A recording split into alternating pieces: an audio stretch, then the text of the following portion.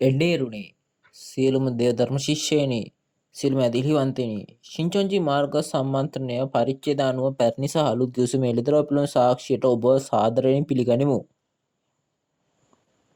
මම අද දවසේ මෙහෙයවන්නා වන shinchanji සභාවේ කිම් බොම් ජිම් වෙමි.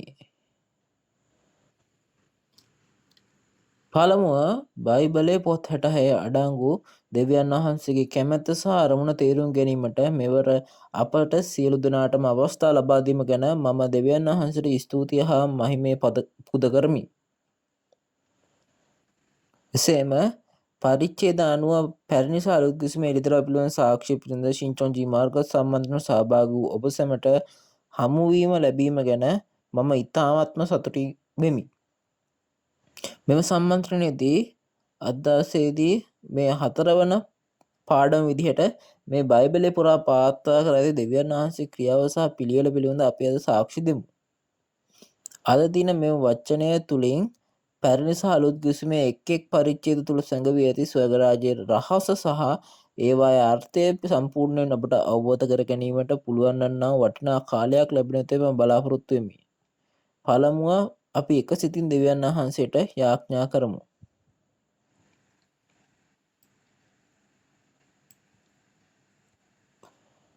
ඔබට ස්තුතියි පියාණනි. මේ shinchanji මාර්ග සම්මන්ත්‍රණයට ඉඩ ලබා දීම ගැන ඔබ වහන්සේගේ ආදරයට සහ කරුණාව වෙනුවෙන් මම ඔබ වහන්සේට අවංකව ස්තුතිවන්ත වෙමි. මෙම සම්මන්ත්‍රණය තුළින් විශ්ව ගම්මානයේ පිපාසයෙන් පෙළෙන ආත්මයන්ට සත්‍ය වචනය සහ වැස්ස වැනි වූ දේව වචනය ලබා දුන මැනව.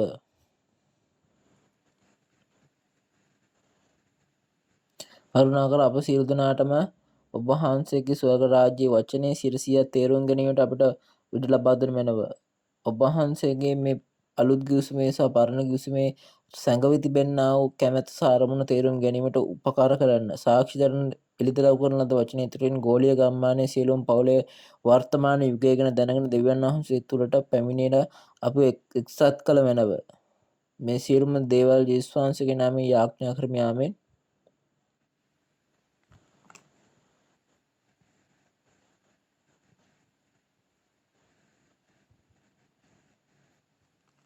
අද දින පාඩම් අංක 5 ගිවිසුම ආරක්ෂා කළ අයගේ සහ නොකළ අයගේ ප්‍රතිඵල යන මාතෘකාව යටතේ වචනේ සාක්ෂි දරනු ලැබේ.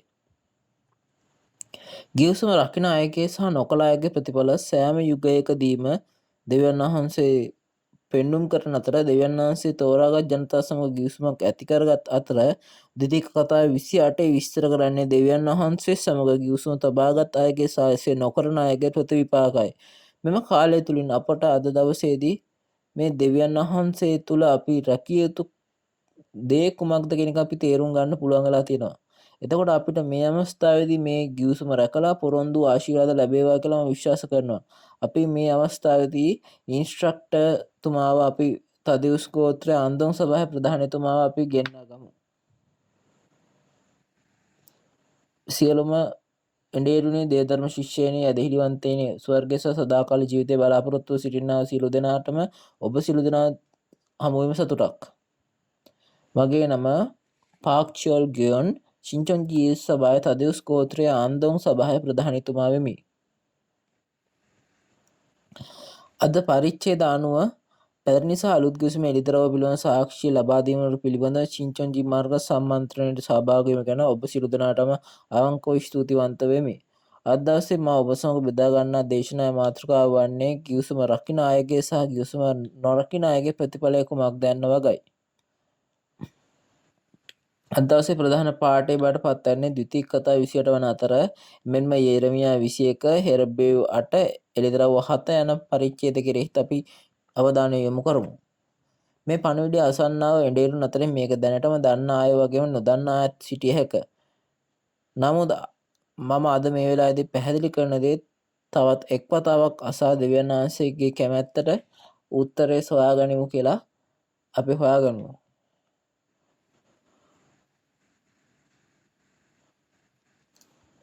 එතකොට මේක තේරුම් ගැනීමට නම් මේ ගිවිසුම රැකපු අයගේ සහ නොකළ අයගේ ප්‍රතිවිපාක වඩාත් පැහැදිලිව අවබෝධ කර ගැනීම සඳහා මුලින්ම බයිබලයේ ඇති ගිවිසුම් වර්ග ගැන අපි තේරුම් ගත යුතුයි. බයිබලය මේ පැරණි ගිවිසුම සහ අලුත් ගිවිසුම ලෙස කොටස් දෙකකට බෙදා ඇත. පැරණි ගිවිසුම වන අතර අලුත් ගිවිසුම යනු අලුත් ඇති කර ගන්නා ලද්දා වූ ගිවිසුමයි.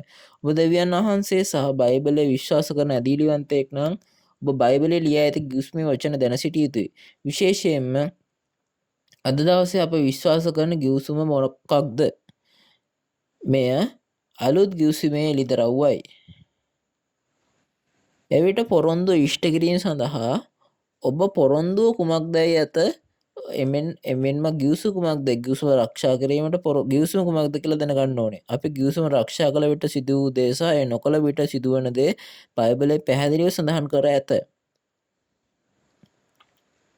මේ කාලයේදී අපි තේරුම් ගනිමු ගිවිසුමේ ප්‍රතිඵලය සහ අපට එය අද දවසේ සම්බන්ධ වන ආකාරය දෙස සමීපව බලමු.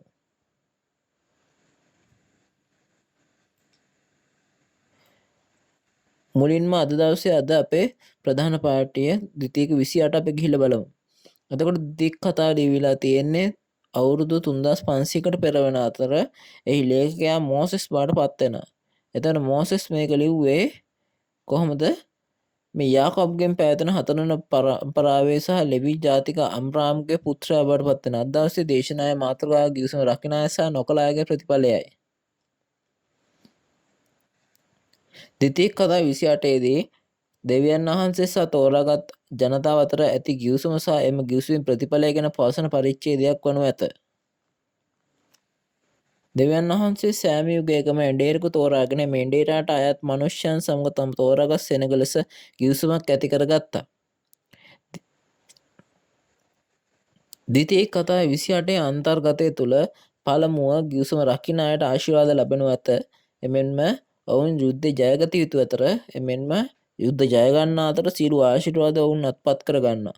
අනෙක් අතට ගිවිසුම නොපවත්වන අයට ශාප සිද්ධ වෙනවා. ඔවුන් සතුරා සමග කරන සටන් වලින් සියල්ල ඔවුන්ට අහිමි වෙනවා. එබැවින් දෙවියන් වහන්සේගේ ආශිර්වාද ලබා ගැනීමට කැමති ඕනෑම කෙනෙකුට ඔහු දෙවියන් වහන්සේ සමග ඇති කරගත් ගිවිසුම ආරක්ෂා කළ යුතුය. දැන් දෙවියන් වහන්සේ සහ තෝරාගත් ජනතාව අතර ඇති ගිවිසුම වාර්තා කරන අද දින පාඨය වන ද්විතීක කතා 28 හරහා එකින් එක ගොස් බලමු.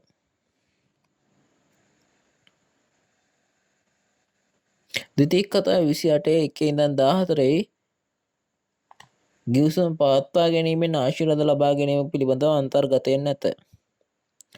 15 සිට 68 දක්වා පද ගිවිසුම නොපැවැත්වීමේ ශාපය ප්‍රකාශ කර ඇත.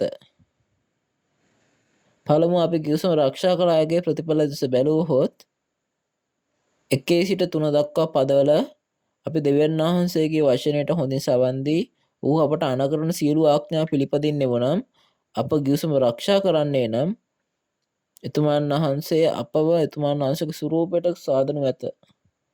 එතකොට මේ සියලුම ජාතීන්ට වඩා ඔවුන් කැපී පෙන්නන ආශිර්වාද ලද්දව බවට පත් කරනවා. එතකොට මේ සියලුම ආශිර්වාද ඔවුන්ට ලැබෙනු ඇත. මෙන්න මේ ඔවුන්ගේ නගරවලට රාජ්‍යයන් වලට ලැබෙනවා කියලා කියනවා. එතකොට මේ ඊළඟට තියෙන 7 දී තියෙන කොහොමද? ඔවුන් මේ තෝරාගත් ජනතාවට එරෙහිව සතුරන් ආවත් මේ සතුරන් ඔවුන් ඉදිරියේ මේ පරාද වෙනවා කියලා කියනවා. එතකොට ඒගොල්ලෝ මේ තෝරාගත් ජනතාවට පහර දෙන්න එක පැත්තකින් ඇවිල්ලා 7 කඩකට විසිරෙනවා කියලා කියනවා. වෙන වචනෙන් කියන්නේ කොහොමද? මේ ගිවිසුම ආරක්ෂා කරනවා කියන්නේ කොහොමද? මේ පොරොන්දු ආශිර්වාද ඒගොල්ලෝ සියලු දෙනාටම හම්බ වෙනවා. එතකොට මේ ජයග්‍රාහී ජනතාව බාටපත් වෙනවා. එතකොට ඒගොල්ලෝ මේ සතුරෝ 7 කඩකට විසිකලා යන. ඒකට විරුද්ධ විදිහට ගත්තොත් කොහොමද? 28 15 ඉඳන් 68ට ගිහිල්ලා බැලුවොත් මෙතනදි කියන කොහොමද? මේ ගිවිසුම ආරක්ෂා කරන්නේ නැති කට්ටියට මොකද වෙන්නේ කියලා කියනවා. එතකොට මුලින්ම අපි ගිහිල්ලා බලමු. මේ 15 සහ 16 පද අපි ගිහිල්ලා බලමු. මෙතනදි කියන කොහොමද? ඒගොල්ලෝ දෙවියන් වහන්සේගේ වචන කීකර නොවන්නේ නම් එතකොට ඒගොල්ලෝ මේ දීලා තියෙන අනපනත් නොපිළිපදින්නේ නම් එතකොට ඒ කියන්නේ කොහොමද? වෙනවදින් කිව්වොත් ඒගොල්ලෝ ගිවිසුම ආරක්ෂා නොකරන්නේ නම් ඒගොල්ලන්ගේ නගරයේදී ඒගොල්ලන්ගේ කෙතේදී ඒගොල්ලන්ට රටේදී ඒගොල්ලන්ට ශාපය ලැබෙනවා කියලා කියනවා. මීට අමතරව 25 වන පදේ පවසන්නේ මේ ඔබ තෝරාගත් සෙනඟ ඔවුන්ගේ සතුරන් ඉදිරියේ පරාජය කර එක් ආකාරයකින් ඔවුන්ට විරුද්ධව ගියත් ඔබ ඔවුන් ඉදිරියේ මාර්ග 7කින් පලා යනවා කියලා තමයි කියන්නේ. එතකොට ඔබ සියලු ජාතීන් ඉදිරියේ මේ විසිරලා යන බවත් කියන. එතකොට මේ සාරාංශයක් විදිහට ගත්තොත් මේ ගිවිසුම නොපවත්වන අයගේ ප්‍රතිඵලය නම් ඔවුන් සියලු ආකාරයේ ශාප හා විපත්ති වල ලක්වන අතර තෝරාගත් ජනයා බව යුද්ධයෙන් පරාද වෙලා සත් ආකාරයකින් පලා යනවා.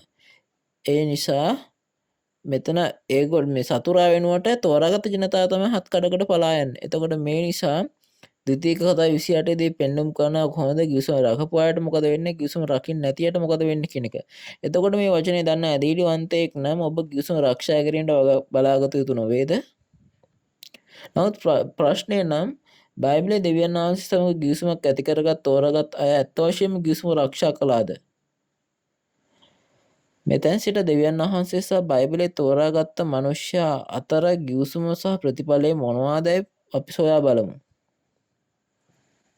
මේ පැරණි ගිවිසුම යුගයේදී දෙවියන් වහන්සේ සමග පළමු ගිවිසුම ඇති කරගත් අය සිටියහ. එය ඊශ්‍රායලයේ මානසික ජනතාවයි. ඔවුන් වසර 400ක් ඊජිප්තයේ වහලුන් බවට පත්ව සිටි නමුත් දෙවියන් වහන්සේ ඔවුන් මෝසෙස් මාර්ගයෙන් ඊජිප්තයේ පිටතටගෙන ඔවුන් තෝරා ගත්හ. දෙවියන් වහන්සේ ඔවුන් තමයි තෝරා ගත්තේ. ඊට පස්ව මෙතන කියන කොහොමද දෙවියන් වහන්සේ ඔවුන් තෝරාගත්ත ඈත් එක ගිවිසුමක් ඇති කරගත්තා කියන වචනයේදී සීනයි කන්දේදී මෝසෙස් කැඳවා මානසික ඊශ්‍රායලය සමග ගිවිසුමක් ඇති කළේය. ඒක අපි දැන ගැනීම සඳහා අපි නික්මෑම 19 5 ඉඳන් අපි 6 ගිහිල්ලා කියවමු. දැනුදු නුඹලා සැබවින් මාගේ හඬට කීකරුව මාගේ ගිවිසුම ආරක්ෂා කරන්න වුනම් සියලු සෙනඟ අතරින් නුඹලා මට අසහාය වස්තුවක් වන්න ඔය මක්නිසාද මුළු පොළොව මාගේ. නුඹලා මට පූජක රාජ්‍යයක් සහ ශුද්ධ ජාතියක් වන්න ඔය. නුඹ විසින් ඊශ්‍රායල් පුත්‍රයන්ට කිය යුතු වචන මේයයි කීසේක.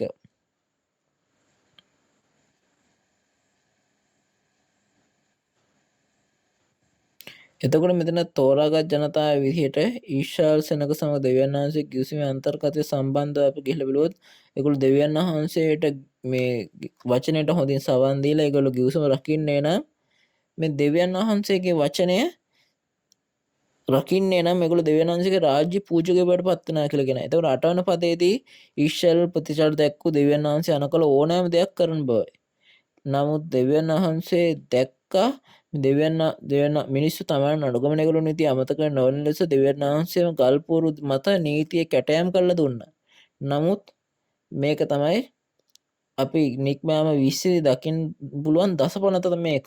මේකේ පළමු ආඥාව නම් ඔවුන්ට මාහැර වෙනත් කිසිම දෙවි කෙනෙකු නොසිටිය යුතු කියන ආඥාව. නමුත් කෙසේ වුවද මේ එක රාජවල 11 දී ඊශ්‍රායලයේ සලමොන් රජු විදේශීය රජෙකුට සේවය කළේය.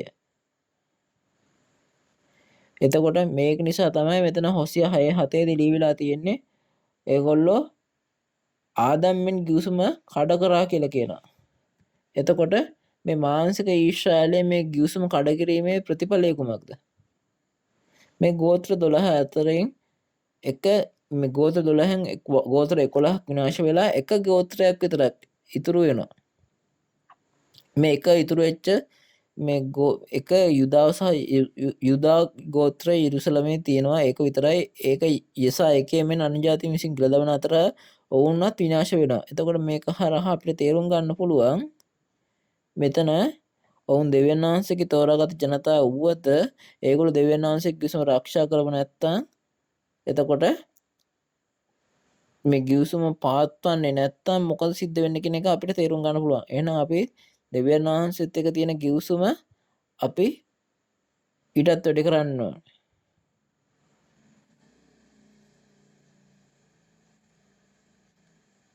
එතකොට යර්මියා 31:22 දී අපි ගිහිල්ලා බැලුවොත් දෙවියන් වහන්සේ පොරොන්දු වෙනවා මේ අලුත් දෙයක් නිර්මාණය කරන්න. දෙවියන් වහන්සේ පොරොන්දු වෙනවා. මේ යර්මියා හරහා අනාගත වාක්‍ය කියනවා. එතකොට මෙතන අලුත් කාර්ය නිර්මාණය කිරීම වෙනවා මින් පෙර කිසිම දෙයක සිදු නොකළ දෙයක් වන අතර ඒ දෙවියන් වහන්සේ අලුත් රාජ්‍ය අලුත් ජාතිය මෙවීමකට සඳහන් කරයි. එතකොට මේ එලිතරව 21 අලුත් ආස අලුත් පොළොව මෙවීම එනම් ශින්චොන්ජිය මැවීම තමයි මෙතන කතා කරන්නේ. මෙම අලුත් නිර්මාණය කිරීම සඳහා දෙවියන් වහන්සේ කරුණු දෙකක් පොරොන්දු වෙනවා. පළමුව යරමියා 31:27 දී එතුමන් වහන්සේ බීජ දෙකක් වපුරන බවට පොරොන්දු වූ අතර 31 වන පදයේදී එතුමන් වහන්සේ අලුත් ගිවිසුමක් ඇති කෙරෙන පොරොන්දු විය.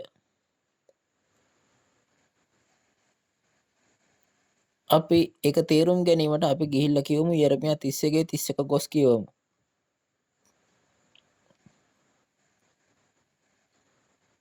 බලව මා විසින් ඊශ්‍රායල් වංශය සහ යුදා වංශය සමග අලුත් ගිවිසුමක් ඇති කරන දවස් පැමිණෙන්නේ යයි ස්වාමීන් වහන්සේ කියනසේක.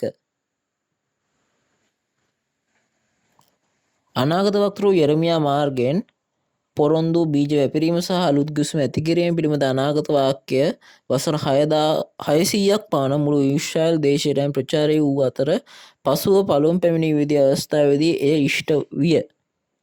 පළමුව පැමිණීමේදී මතෙව් 13 වන පරිච්ඡේදයේ පොරොන්දු වූ පරිදි බීජ වර්ග දෙකක් වපුරා ඇති අතර එතුමන් වහන්සේ අස්වැන්න නෙලීමක්ද පොරොන්දු විය. අස්වැන්න නෙළුණු කාලයේදී හොඳ බීජයෙන් ඉපදන්න ලබන්නා වූ අය ස්වර්ග රාජ්‍යයේ පුත්‍රයෝ බවට පත් වී ස්වර්ගයේ අස්වැන්න නෙලීමෙන් පසුව අටුවට ගියත් යක්ෂයන්ගේ පුත්‍රයන් වන කිරිඳි පෙළ අස්වැන්න නෙලා නොගෙන කෙතේ දමා පුළුස්සා දමනු ලබයි. අස්වැන්න නෙලන ලද අය සහ නොගත් අය කවුද? අස්වැන්න නෙලන ලද අය සහ අලුත් ගිවිසුම තබා ස්වර්ගයට ඇතුළු වන අය අතර අස්වැන්න නොලබන අය සහ අලුත් ගිවිසුමට නොගොස් නිරයට යනු ලබයි.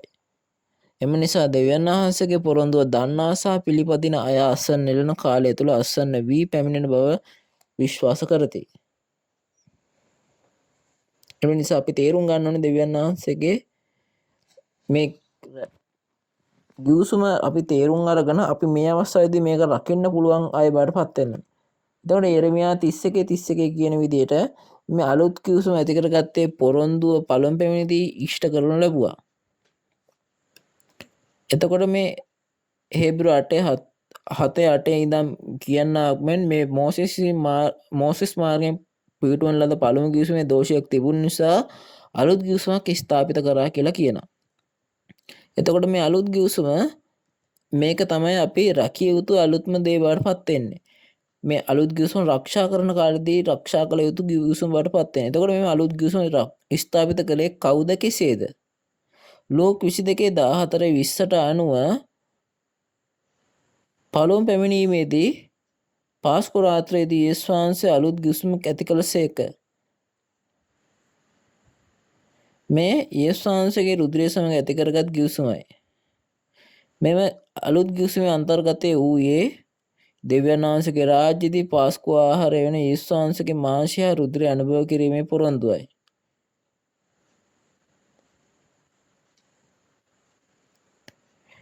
යේසුස් වහන්සේගේ මාංශය සහ රුධිරය අනුභව කිරීම යනු මාංශික මාංශ හා රුධිරය අනුභව කිරීම නොවේ. යොහාන් 6:51 ඉඳන් 58ට පවසන පරිදි යේසුස් වහන්සේ පැවසුවේ ස්වර්ගයෙන් බැසා ජීවනදායක ආහාරය මම බවය. මාගේ මාංශය සහ රුධිරය අනුභව කරන තැනැත්තට සදාකාලික ජීවනය ඇති බවයි. එතකොට යේසුස් වහන්සේගේ මාංශය හා රුධිරය යනු යේසුස් වහන්සේගේ වචනය නියෝජනය කරනු ලබයි. යේසුස් වහන්සේගේ මාංශය රුධිරය අනුභව කිරීම යනු යේසුස් වහන්සේගේ වචනය අසා තේරුම් ගැනීම බවට පත්වේ. එතකොට මේ අලුත් ගිවිසුමේ සාරාංශය ගත්තොත් කොහොමද? මේ එක එළිදරව් පොතේ තමයි තිබෙන්නේ. මේ අලුත් ගිවිසුමේ විස්තරය කරන්නේ මේ අලුත් ගිවිසුමේ තිබෙන සාරාංශය එළිදරව් පොතෙන් විස්තර කරනවා. එබැවින් එළිදරව් පොත තේරුම් ගැනීම සහ තබා ගැනීම යන අලුත් ගිවිසුම ආරක්ෂා කිරීම බවට පත්වේ. එබැවින් එළිදරව් පොත තේරුම් ගැනීම සඳහා අවශ්‍ය වේ. හේබ්‍රෙව් 8:10 ඉඳන් 12 පැහැදිලි විස්තර කරන අලුත් ගිවිසුම රැකීමට අප කළ යුත්තේ කුමක්ද යන්න වග. එසේනම් අපි මේ ගිහිල්ලා කියවමු.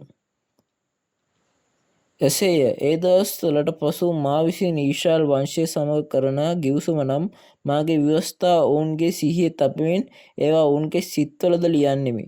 මම ඔවුන්ගේ දෙවියන් වහන්සේ වන්නෙමි. ඔවුහුද මාගේ සෙනගක් වන්නෝය. ස්වාමීන් වහන්සේ ඇඳින ගන්න කියා එකිනෙකා තම තමාගේ නුවරවැසියාට සහෝදරයාටත් නුගන්වන්නේය. මක් නිසාද ඔවුන්ගෙන් කුඩා අය පටන් ලොකු අය දක්වා සියල්ලොන්ම ඇඳින ගන්නෝය. එසේය. මම ඔවුන්ගේ අධර්මිෂ්ඨකම් ගැන කරුණා කරන්නෙමි. ඔවුන්ගේ පවුද තවත් සිහි නොකරන්නෙමි. ස්වාමීන් වහන්සේ කියන සේකයි ලියා තිබේ. එතකොට අපි මේ කියපු වචනය වගේම මේ දෙවියන් වහන්සේගේ වචන අපගේ හදවතේ සහ මනසේ තියෙනවා කියන කුමක්ද? මේ අලුත් ගිවිසුම ආරක්ෂා කිරීම කියන එක තමයි තේරුම් ගන්න ඕනේ. දෙවියන් වහන්සේගේ ව්‍යවස්ථාව තියෙන්නේ කොහොමද? අලුත් ගිවිසුම එළිදරව්ව වන අතර මෙම එළිදරව් අපගේ හදවත් තුළ තබා ගැනීම සහ අලුත් ගිවිසුම රැක ගැනීමක් බඩපත් වෙනවා. ඉතින් මේ නිසා තමයි එළිදරව් 22 18 ඉඳන් 19 එළිදරව් පොතට එකතු කළොත් හෝ අඩු කළොත් ඒ අයට විපත්ති ලැබෙන බව කියා ඇති අතර ඔවුන්ට ස්වර්ග රාජ්‍යයට ඇතුල් වීමට නොහැකි වනු ඇත කියලා තියෙන්නේ මෙන්න මේ හේතුවෙනුයි. එතකොට මේක කියන්නේ කොහොමද? මේ එළිදරව් පොතට එකතු කළොත් හෝ අඩු කළ අය ඔවුන් ස්වර්ග රාජ්‍යයේ වචනේ ඇතුල් වෙන්න බෑ. ඒ කියන්නේ ඔවුන් මේ ගිවිසුම නොපවත්තු අයයි. එතකොට මේගොල්ලෝ මේ ගිවිසුම ආරක්ෂා නොකළ අය වෙනත් වචනකින් කිව්වොත් මේ පොතට එකතු නොකරන ලද අයට විතරයි ගිවිසුම රකින්න අයට වඩපත් වෙන්නේ. එතකොට නමුත් අද දවසේ යේසුස් වහන්සේ විශ්වාස කරන ආත්මික විශ්වාසවල අලුත් ගිවිසුමේ එළිදරව්ව දැනගෙන ඒ පිළිපැද්දාද. ලූක් 18 අපි ගිහිල්ලා බැලුවොත් යේසුස් වහන්සේ නැවත පැමිණීමේදී යේසුස් වහන්සේ අහනවා මනුෂ්‍ය පුත්‍රයා පැමිණෙන කල්ලි පොළවේ ඇදහිල්ලා සම්භවේද කියලා තියෙනවා. එතකොට මේ කියන්නේ කොහොමද? බොහොම කුඩා සංඛ්‍යාවක් විතරයි යේසුස් වහන්සේගේ මේ වචනය ආරක්ෂා කරන අය බවට පත් වෙන්නේ. මේක හරියටම පළවෙනි පැමිණීමේදී වගේම අද දවසේදී මේ එළිදරව්ව ඉෂ්ට වෙන්නා වූ කාලයේදී මෙතනදී අලුත් ගිවිසුම ආරක්ෂා කරන අය ඉන්න, අලුත් ගිවිසුම ආරක්ෂා නොකරන අය ඉන්න. මතේ 8:11 ඉඳන් 12 පවසන ආන්දරේ කොහොමද රාජ්‍ය පුත්‍රයන්ව පිටත අන්ධකාරයට හෙනු ලබන බවත් නැගිටිරින් හා බටහිරින් පැමිණෙන අය ස්වර්ග රාජ්‍යයේ අසුන් ගන්නා බවත් කියනු ලැබේ. මෙතනදී නිර්පාහරුන් ලබන්නා වූ අලුත් ගිවිසුම නොපවත්වන අය වන අතර නැගෙනහිර සිට බටහිර ස්වර්ග රාජ්‍ය අසුන් ගන්නා අය අලුත් ගිවිසුම ආරක්ෂා කරන අයයි. එතකොට මේ එක් අය කවුද? පළමුව අපි අද බලන්න යනවා මේ ගිවිසුම නොපවත්වන අය කවුද? එතනදි කියන්නේ කොහොමද? මේ සාම්ප්‍රදායික සභාව බවට පත් වෙනවා එළිදරව් 6 කතා කරන. එළිදරව් 6 වෙනි පරිච්ඡේදයේදී තෝරාගත් ජනතාව ඉරහඳ තරු සංසන්දනය වෙලා ඔවුන් මුහුදට වැටුණා කියලා කියන. ඒ කියන්නේ ඔවුන්ගේ ආලෝකය නැති වෙලා ඔවුන් මේ ආදම් වගේ ගිවිසුම කඩ කරලා ඇදහිල්ලෙන් වැටුණු අය බවට පත් වෙනවා. එළිදරව් 13 වෙනි පරිච්ඡේදයේදී සහ එළිදරව් 6 ඇදහිල්ලෙන් වැටුණු සාම්ප්‍රදායික සභාව නියෝජනය කරන්නා වූ සියලුම දෙනා ඔවුන් මේ මකරාගේ කණ්ඩායමත් එක්ක සටනකට යනවා. එතකොට මේ පළමු යුද්ධයේ තියෙනවා ස්වර්ග මණ්ඩපයේ ජනතාව ඒගොල්ලෝ දෙවියන් වහන්සේගේ පාර්ශවයෙන් ඉන්නේ නැතුව ඒගොල්ලෝ මෙතන යුද්ධයෙන් පරාජය වෙනවා. එතකොට ඒ කියන්නේ මේගොල්ලෝ යුද්ධයෙන් පරාජය වෙනවා කියන්නේ මොකද්ද? ඒගොල්ලෝ ආදම්මෙන් ගිවිසුම කඩගල්ලා ඒගොල්ලෝ ඇදහිල්ල වැටෙනවා කියන එක. එතකොට මේක ප්‍රතිඵලයේ විදිහට මේ ද්විතීයික 28 25 ඉඳන් මෙන්න කියපු විදිහටම වුන් සතුර ආත්තින් පරාජයට පත් වෙලා මේ හත් ආකාරයකට කැඩලා යනවා. එතකොට නමුත් මේ නව දෙවෙනි ස්වාමීන් වහන්සේගේ දෙවෙනි පැමිණීමේදී ගිවිසුම රැකගත් අයෙකුත් ඉන්නවා. මතේ 8:11 දී කතා කරන නැගෙනහිරින් හා බටහිරින් පැමිණෙන ස්වර්ග රාජ්‍යයේ අසුන් වල හිඳගත් අය ඉන්නවා. එළිදරව්ව මේ 7 දී මේගොල්ලෝ අසන්ලා මුද්‍රා වෙලා හදපු ගෝත්‍ර 12,144. අපි ගිහිල්ලා බලමු මේ රාජ්‍ය කොහොමද නිර්මාණය වුනේ කියන එක. එළිදරව්ව 12 10 ඉඳන් 11 අපි ගිහිල්ලා කියවීමේ අපි බලමු. එවිට අපගේ දෙවියන් වහන්සේගේ ගැලවීමද බලයේද රාජ්‍ය තමන් ක්‍රිස්තුස් වහන්සේගේ ආණ්ඩු බලයෙන් දැන් පැමිණුණේය. මක් නිසාද අපගේ දෙවියන් වහන්සේ ඉදිරිපිට රෑ දාවල් අපේ සහෝදරයන්ට වරද තබන්නා උන්ගේ වරද තබන්නා පහත හිරුන් ලැබුවේය. ඔවුහු බැටළුපැටවාගේ ලේ නිසාද තමුන්ගේ සාක්ෂි වචන නිසාද ඔහුගෙන් ජයගත්තෝය. ඔවුහු මරණය විඳින තරණ පවා තමන්ගේ ජීවිතයට ප්‍රේම නොකර සිටියෝය. එළිදරව්ව 12 වෙනි පරිච්ඡේදයේදී මෙතනදී ඉන්න මේ ඉරහඳ තරුව ඇඳගත් ස්ත්‍රියකින් ඉපදෙන පිරිමි දරුවා සහ ඒ පිරිමි දරුවගේ සහෝදරයන් ඒගොල්ලෝ යුද්ධයකට යනවා කියලා කියනවා. එතකොට මේ හිස් අතහ අන්දා ඇති මුර්ගයට විරුද්ධව තමයි යන්නේ. මේ එළිදරව් පොතේදී දෙවෙනි යුද්ධයට පත් වෙනවා. මෙම යුද්ධයේ දෙවියන් වහන්සේට ඇති මේ ස්ත්‍රියගේ උපන් දරුවා සහ එම මේ දරුවාගේ සහෝදරයන් මකරාට එරෙහිව සටන් කර ජය ගන්නවා. මෙම අවස්ථාවේදී සටනෙන් ජය ගැනීමට පාවිච්චි කළ ආයුධ වන්නේ බැටළුපෙටාගේ රුධිරය සහ සාක්ෂි වචනේ බව කියනු ලැබේ. එළිදරව් 12 ජය ගන්නා විසින් එළිදරව් 15 ඔවුන් හරහා ඔවුන් ඒ එළිදරව් 12 ජය ගන්නා අය හරහා එළිදරව් 15 සාක්ෂි මණ්ඩප දේවාලයාව විවෘත කරන ලබන අතර එළිදරව් 16 ඇදහිල්ල අත්හල සහ මෙන්ම විනාශකාරී බැබිලෝනිය විනිශ්චය කිරීමට ඔවුන්වත් මේ උදහසේ පහත් ලෙස භාවිතා කරනු ලැබේ. මෙම අවස්ථාවේදී බැබිලෝනයේ පොරොන්දු එඬේරා සහ ජයගත්ත නැත්තා මාර්ගයෙන් විනිශ්චය කරන අතර ද්විතීයික කතාවේ 28 මෙන් ඔවුන් මේ පරාද වෙන්නා වූ කට්ටිය ආකාර 7කට මේ විදි පාරවල් 7කට විසිරීලා යනවා කියලා කියනවා. නමුත් මේ අස්වනු නෙලීමෙන් හා මුද්‍රා තැබීමෙන් දෙවියන් වහන්සේගේ රාජ්‍ය අලුත් ජාතිය අලුත් රාජ්‍ය අලුත් ආත්මික ඊශ්‍රායලයේ ගෝත්‍ර 12 නිර්මාණය කරනු ලැබේ. මෙම ගෝත්‍ර 12 ජයග්‍රහණය තුලින් මවන ලද දෙවියන් වහන්සේගේ රාජ්‍ය බවට පත් වෙනවා. එතකොට ඔවුන් ජයග්‍රහණය කළේ කුමක් කරාද? ඔවුන් බැටළුපෙටාගේ රුධිරය සහ සාක්ෂි වචනය ඔවුන් සතුව තිබෙන බැවිනි. මේකෙන් තමයි ඒගොල්ලෝ සටන් කළ ජයගත්තේ.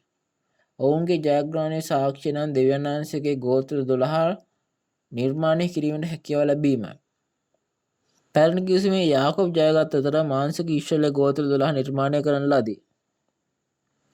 පළමු පැමිණීමේදී යේසුස් වහන්සේ ජයග්‍රාහකයා වූ අතර ආත්මික ඊශ්‍රායලයේ ගෝත්‍ර 12 නිර්මාණය කළසේක. අද එළිදරව් ඉෂ්ට වීමේදී අලුත් ආත්මික ඊශ්‍රායලයේ ගෝත්‍ර 12 නිර්මාණය කර ලැබුවේ එළිදරව් 12 ස්ත්‍රියට දා උපන් පිරිමි දරුවාගේ ජයග්‍රහණය හරහාය.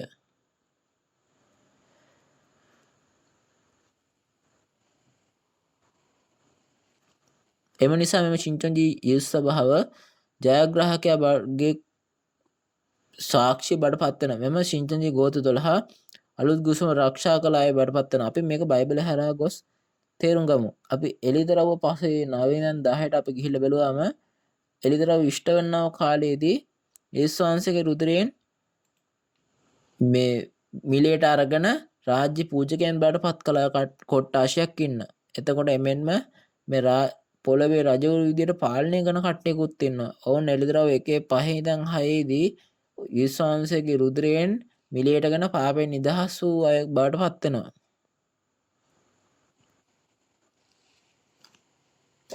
එමෙන්ම එළිදරව් 7 දී අස්වැන්න වී මුද්‍රා තබා ගෝත්‍ර 12 1,44,000 අය බවට පත් වූ අය. එළිදරව් 14 දී මෙම ජනතාව ඔවුන් පළමු පල් ලෙස සඳහන් කරනු ලැබේ.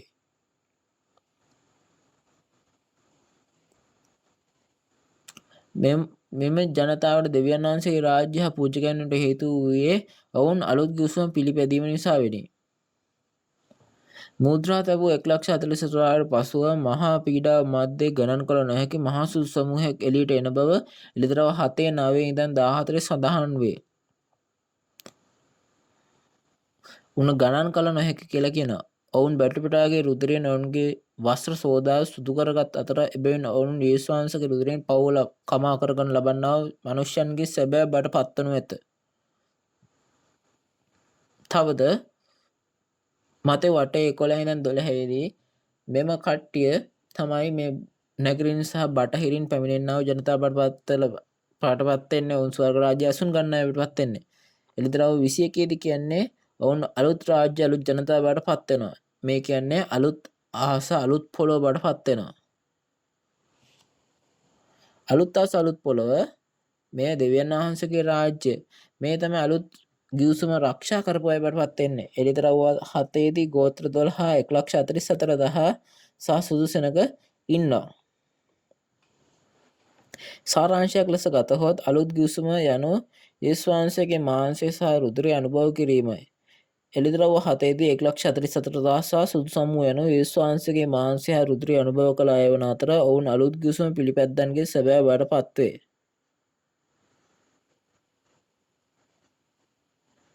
මේ පණිවිඩයට සවන් දෙන එඬේරුනේ ඇදහිලිවන්තේනි. අපගේ ඇදහිල්ලේ අරමුණ වන ස්වර්ග රාජ්‍ය සදාකාලික ජීවනයට සහභාගී වීමට අප කුමක් කළ යුතුද? අලුත් ගිවිසුම දෙවියන් වහන්සේගේ ගිවිසුම අලුත් ගිවිසුම ඉෂ්ට කිරීම සඳහා ඉදිරියට පොත අපගේ මනසේ සහ හදවත තබාගත යුතු නොවේද?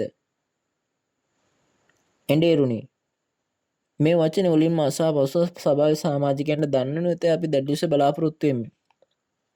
එවිට සෑම කෙනෙකුට අලුත් ගිවිසුම තබා පොරොන්දු ආශිර්වාද ලබාගත හැකිය.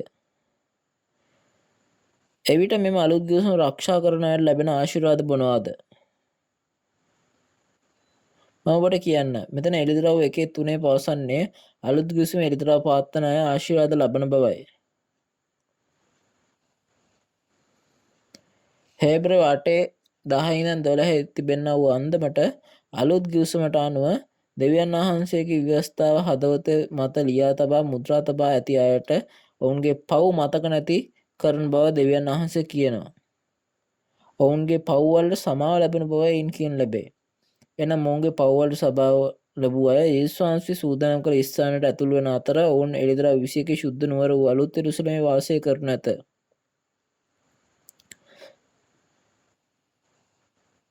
මේ මතෙව් 25 දී ශුද්ධ නුවර අලුත් යෙරුසලම බැටළුවන් මෙන් ඇදහිලිවන්තයන්ට උරුම කරනු ලබන බව කියේ. අලුත් ගිවිසුම රැකපු අය තමයි මේ අය බවට පත් වෙන්නේ. එළිදරව් 21 ඉඳන් 4 පවසන්නේ ශුද්ධ නුවර අලුත් යෙරුසලම දෙවියන් වහන්සේ සහ ස්වර්ග රාජ්‍ය අලුත් ආස අලුත් පොළොවට පැමිණෙන බවයි. එම අලුත් ආස අලුත් පොළොව දෙවියන් වහන්සේගේ අලුත් රාජ්‍ය වන ශින්චොන්ජී බවට පත්වේ. එළිදරව් ඉෂ්ට වන අවස්ථාවේදී අලුත් ගිවිසුම පිළිපැදු අය මේ ශුද්ධ නුවරට ඇතුල් වනු ඇත. එළිදරව් 21:4 පවසන්නේ දෙවියන් වහන්සේ මේ මනුෂ්‍යයන්ගේ ඇස් වලින් සියලු කඳුළු පිස දමා මරණය තවත් නැති කරන බවයි. එවිට තවදුරටත් වැළපීම හැඬීම හෝ වේදනාව තවත් නැති බවත්ය.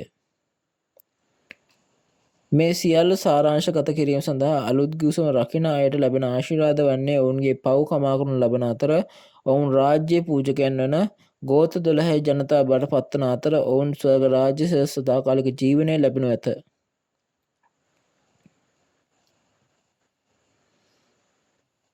තොර සියලුම එඬේරුනේ අද දවසේ මේ වචනයට අහුම්කම් දෙන සියලුම දෙනා ඔබ සියලුම දෙනා මේ අලුත් ගිවිසුම ආරක්ෂා කරාද? ඔබ මුද්‍රා වුණාද මේ අලුත් ගිවිසුමේ වචනේ එළිදරව්වේ?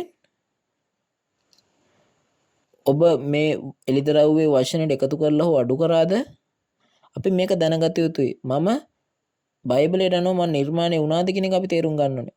අපි සැබවින්ම බයිබලයේ පොරොන්දු විශ්වාස කරන අලුත් ගිවිසුම විශ්වාස කරනවා. අපි අනිවාර්යයෙන්ම තේරුම් ගන්න ඕනේ මේ ස්වර්ගයේ මෙන් පොළවේ හදපු අලුත් ගිවිසුමේ ස්ථානය මොකක්ද? ශින්චොන්ජි ගෝත්‍ර 12 කියන එක තේරුම් ගන්න ඕනේ. අපි එළිදරව් පොතේ වචනේ තේරුම් ගන්න ඕනේ. ඒ අනුව අපි මුද්දරයක මුද්‍රාවක් දෙනවා වගේ මේ වචනේ හදවතේ මුද්‍රා කරගන්න ඕනේ. එතකොට ශින්චොන්ජිය අනිවාර්යයෙන්ම මේ අලුත් ගිවිසුම ආරක්ෂා කරාය.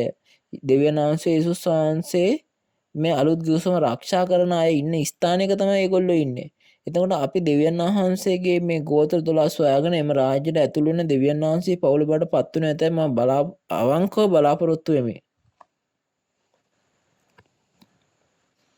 අපි අද දවසේ අහපු දේ නැවත මතක් කරගමු. අද ඔබ අසූ වචනේ මාතෘකාව ගිවිසුම රකින්න අයගේ සහ නොකළ අයගේ ප්‍රතිඵලයයි. සෑම යුගයකම දෙවියන් වහන්සේගේ තෝරාගත් ජනතාව දෙවියන් වහන්සේ සමග ඇති කරගත් ගිවිසුම අත්හැර දැමූ නිසා ඔවුන්ට ශාපයට විනාශයට සහ ඇතුළු වුණා.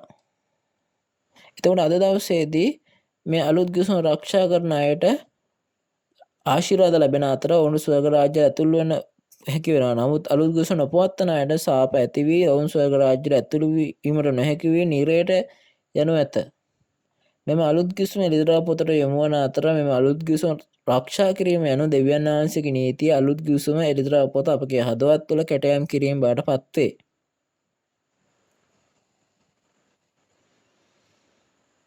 අද දින අලුත් ගිවිසුම රැකූ අයගේ සැබෑව නම් ආත්මික අලුත් ඊශ්‍රායලයේ ගෝත්‍ර 12 1,40,000 සහ සුදු සමූහයයි. ඒ ශින්චොන්ජී ගෝත්‍ර 12 බවට පත්වේ. අලුත් ගිවිසුම තබා එළිදරව් පොතට අනුව අලුත් ගිවිසුම ආස්තන නෙලා මුද්‍රා තැබූ ශින්චොන්ජී ගෝත්‍ර 12 පිහිටුවන ජනතාව බවට පත්වේ. ජීවන වෘක්ෂයේ අතු 12 බවට පත් වූ අතර ජීවන වෘක්ෂයේ ඵල සදාකාලික ජීවනයේ ආහාරය පෝෂණය කළේය. ජීවන වෘක්ෂයේ ඵලවලින් සියලු ජාතීන් සුවපත් කරයි. සින්චොන්ජිය ජයග්‍රහණය කළ බවට මෙය සාක්ෂියක් බවට පත්වේ. ඔබ මෙතෙක් ඇසූ වචනය පරිදි සමිධානාංශගේ දෙවන පැමිණීමේදී අලුත් ගිවිසුම ඉෂ්ට වන විට එළිදරව් වචනය පිළිපදින අයට දෙවියන් වහන්සේගේ රාජ්‍ය හා පූජකයන් හා ශුද්ධ ජාතියක් බවට පත්වීමේ මහත් ආශිර්වාදය ලැබෙනු ඇත. එම නිසා ඔබ සැබෑ දෙවියන් වහන්සේ විශ්වාස කරන්නෙකු නම් දෙවියන් වහන්සේ අපට ලබා දී ඇති අලුත් ගිවිසුම කුමක්දයි ඔබ දැනගත යුතු අතර අප ආදම්මෙන් ගිවිසුම ඇදහිල්ලෙන් වැටුණු අය බවට පත් නොවිය යුතුයි. නමුත් අපි අලුත් ගිවිසුම ආරක්ෂා කරන්නා වූ ජය ගන්නා වූ තැනැත්තන් බවට පත්විය යුතුය. ස්වර්ග රාජ්‍ය සහ සදාකාලික ජීවනය උරුම කරගන්න ස්වර්ග රාජ්‍ය සෙනඟ බවට අපිට පත්වෙමු. විශ්ව ගම්මානයේ ඇදහිල්ලේ පවුල ස්වර්ග රාජ්‍ය සහ සදාකාලික ජීවනයේ දෙවියන් වහන්සේ එකතු කරන සමිධාන වහන්සේගේ රාජ්‍ය සොයාගත වන හැකි අද දවස දක්වා ඇති සාක්ෂි වචනේ තේරුම් ගන්න අපි එකක් බවට පත්වෙමු.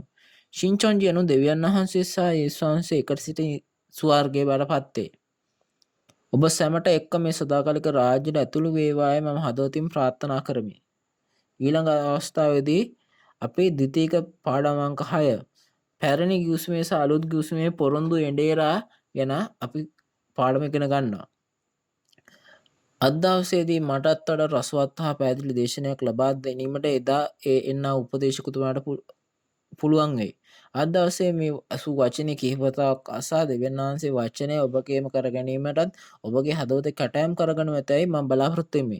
එසේම වචනය අසන සියල්ලන් දෙවියන් වහන්සේ කැමැත්ත අවබෝධ කර ස්වර්ගීය සදාකාලික ජීවනයේ බලාපොරොත්තු අවබෝධය කරා ළඟා වන්නා වූ ජනතාව බවට පත් වෙමු. එන්න අවසාන වශයෙන් දෙවියන් වහන්සේ සහ යේසුස් වහන්සේ තුල එකක් බාට අර්ථයෙන් we are one කියලා අපි කෑ ගසමු. දෙවියන් වහන්සේ තුල සහ යේසුස් වහන්සේ තුල we are one. we are one. අපි ආඥා කරමු.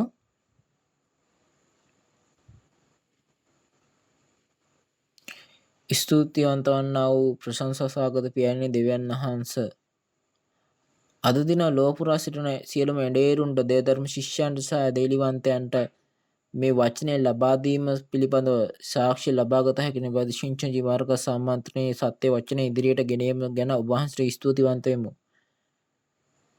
අද දවසේ වචනයේ අලුත් ගිවිසුම සහ පරණ ගිවිසුමේ පරිච්ඡේද මාර්ගය එළිදරව්වේ සාක්ෂි පිළිබඳ ද්විතීක 28 හරහා ගිවිසුම පිළිපැද්දවගේ සහ එසේ නොකරන්නාගේ ප්‍රතිවිපාක පිළිබඳ වටිනා සාක්ෂි අපට ලැබුණි. මේ වචනය අසන සෑම කෙනෙකුටම අලුත් ගිවිසුම පිළිපැදීමෙන් හා ඉෂ්ට කිරීමෙන් ගැලවීමේ ලැබෙන හැකි පරිදි කරුණාකර උදව් කරන්න. එවිට ඔවුන් සියලු දෙනාටම ශුද්ධ නුවර අලුත් යෙරුසලමට මේ පොළොවට පැමිණෙන ආත්මික ඊශ්‍රායල ගෝත්‍ර 12 බවට පත්වලා අලුත් ආස අලුත් පොළොවේ ජනතාව බවට පත්වීමට උදව් කළ මැනව. ඔබ සෑම විටම සත්‍යයට ආදරයෙන් පිරි සිටින්නා වූ සියලු දෙනාටම කායික මානසික ශක්තිය ලබා දුන මැනව. මේ සියලුම වචනේ ජීවමාන වූ යේසුස් වහන්සේගේ නාමයෙන් මම යාඥා කරමි. ආමෙන්. අවසානයේ තෙක් සවන් දීම ගැන ඔබ සියලු දෙනාටම ස්තුතියි. පොරොන්දු එඬේරා යනු දෙවියන් වහන්සේ බයිබලයේ පොරොන්දු එඬේරාය. එනම් බයිබලයේ පොරොන්දු එඬේරාය. ඉන්පසුව පොරොන්දු එඬේරා කරන්නේ කුමක්ද? ඒ මෙතෙන් පටන් අපිට බයිබලය තුලින් අපි හඳුනාගත හැකි කෙසේද කියා අපි බලමු. මෙතනදී කියන්නේ දෙවියන් වහන්සේ තමාගේ පොරොන්දු එඬේරා සභාවන් වෙත සියලුම දේවල් සඳහා සාක්ෂි දැරීමට එව්වා කියලා කියනවා. එතකොට අප මේ එළිදරව් පොත සාක්ෂි දීම අවශ්‍ය නොවේද? අප මෙම අලුත් ගිවිසුමේ පොරොන්දු එඬේරාගෙන් එළිදරව් පොත ඉගෙනගෙන දෙවියන් වහන්සේ කැමැත දන්නා සහ විශ්වාස කරන සැබෑ ඇදහිලිවන්තයන් බවට පත් විය යුතු අතර ගැලවීම ලබා ගත යුතුය. ඊළඟ වීඩියෝ එකෙන් දැක්කා වගේ ඊළඟ සැසියේදී පැරණි ගිවිසුම නිසා අලුත් ගිවිසුමේ පොරොන්දු එඬේරන් යටතේ සම්මන්ත්‍රණ පවත්වනු ලැබේ. වේලාව අද මෙන්ම පෙරවරු 10ට සමාන බැවින් ඔබ සැමගේම සහභාගී වී ස්වර්ග රාජ්‍යයට පිවිසීමට හැකිවන වචනය ලබා ගත හැකි වේවායි මම බලාපොරොත්තු වෙමි. පරිච්ඡේද 90 පැරණි සහ අලුත් ගිවිසුම එළිදරව් පිළිබඳව සාක්ෂි පිළිබඳ වචනය ශින්චොන්ජි මාර්ග සම්මන්ත්‍රණය ලෝපුරා භාෂා 24කින් එකවර ශින්චොන්ජි යේසු සභාවේ නිල YouTube නාලිකාව හරහා විකාශනය වේ. ශින්චොන්ජි සමග එක්වීමට බලාපොරොත්තු වන ලෝපුරා සහ නිකායන් ගෙන් අපට සුභාරංචි රාශියක් අසන්නට ලැබේ.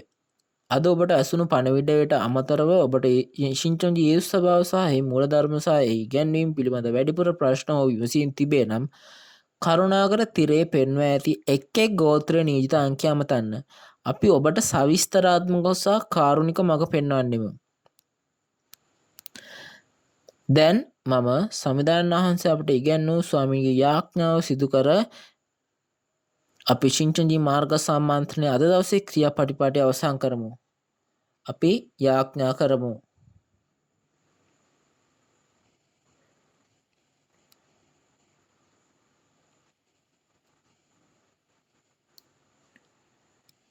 ස්වර්ගයේ වැඩසෙන ඔබගේ පියාණෙනි, ඔබගේ නාමයට ගෞරව වේවා. ඔබගේ රාජ්‍ය වේවා.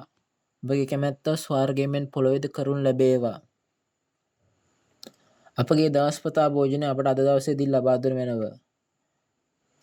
අපේ ණය කරන්ට අප කමා කළාක් මෙන් අපේ ණයත් අපට කමා කළ බැනව. අප පරීක්ෂාවට නොපුණවා නපුරාගෙන අප ගැලව මැනව. රාජ්‍යද බලයද මහිමයද සදාකලින් සදාකලට ඔබ වහන්සේගේය.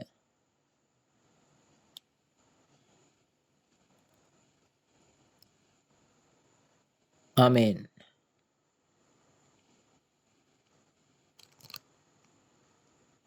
අද දවසේ අප හා එක් වූ ඔබ සැමට ස්තුතියි.